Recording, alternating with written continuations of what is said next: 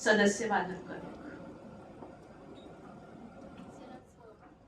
Sir, आज दिवसभर आपण अर्धन्यायिक सुनावणी वगैरे आपल्या समोर आहेत आणि आपल्या कामाची सुरुवातच आपण सांस्कृतिक असलेल्या रत्नागिरीपासून करत आहे असं आपण म्हटलं तर तुमच्या आधी जनता त्यांच्यापर्यंत पोहोचते, पण जनतेला हे सगळे थूक लावतात, तर तुमच्या समोर व्यवस्थितपणे हे सगळे पुरावे सादर करतील का?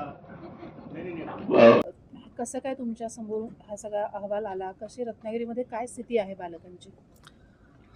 बाल हक्क आयोग म्हणून आम्ही आज जी सुनावणी घेतली त्या सुनावणीत साधारणतः 9 प्रकरणं होती. 9 प्रकरणात एक लैंगिक अत्याचाराच्या पोस्कोच्या संबंधी होते, 2 ते 3 शिक्षण विभागाचे होते आणि उर्वरित महिला बाल विकास विभागाचे होते. या संपूर्ण प्रकरणात जी लक्षात आली ती पोस्को अंतर्गतले जे गुन्हे होते त्या पोस्को अंतर्गतल्या गुन्ह्यातली चार्जशीट दाखल असलेली काही प्रकरणं होती. काही 13 ते 14 प्रकरणं अशी होती की जी इन प्रोसेस आहे, इन्व्हेस्टिगेशनच्या अंडर प्रोसेस आहेत.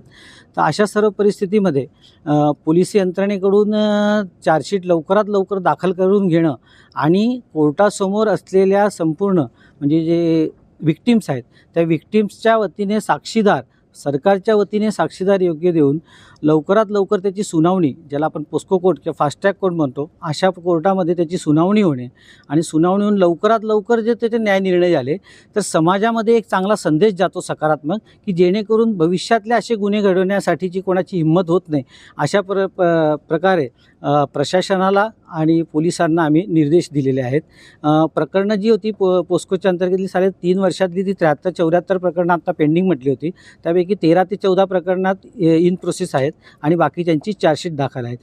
कन्व्हिक्शन रेटचं म्हणायचं झालं तर कन्व्हिक्शन रेटबद्दलची माहिती पोलीस विभागाकडून लवकरात लवकर घेऊन ते आयोगाला देतील असं आजच्या आढावा बैठकीत आणि सुनावणीत त्यांच्याकडून आम्हाला सांगण्यात आलेलं आहे. ज्या यंत्रणा बालकांशी संबंधित आहेत त्यांचा आपण आढावा घेतलात, म्हणजे शिक्षण विभाग असेल, पोलीस विभाग असेल, त्यांच्या कामकाजाबद्दल आपल्याला काय वाटतं? आत्ता बालकांविषयीच्या कामकाजाचा आढावा घेताना आम्ही सर्वांना एक रत्नागिरी जिल्ह्यामध्ये सर्वांना एक आव्हान असं केलं की सर्वांनी एकमेकांच्या त्रुट्या किंवा एकमेकांचे गॅप न राहू देता इंटिग्रेटेड एकमेकांच्या सहवासाने किंवा एकमेकांच्या समन्वयाने आपण बालकांच्या समस्या कशा सोडवू शकतो, बालकांच्या काळजी आणि संरक्षण या विषयामध्ये आपण त्यांना कसं जास्तीत जास्त प्रकारे बालस्नेही वातावरण निर्माण करू शकतो याचा प्रयत्न करण्यासाठी आत्ता जे लक्षात आलेलं आहे सर्व की त्यांचे आकडे आणि एकमेकांच्या समन्वयाचा जो गॅप आहे तो लवकरात लवकर भरून काढण्याचे निर्देश आम्ही त्यांना दिलेले आहेत.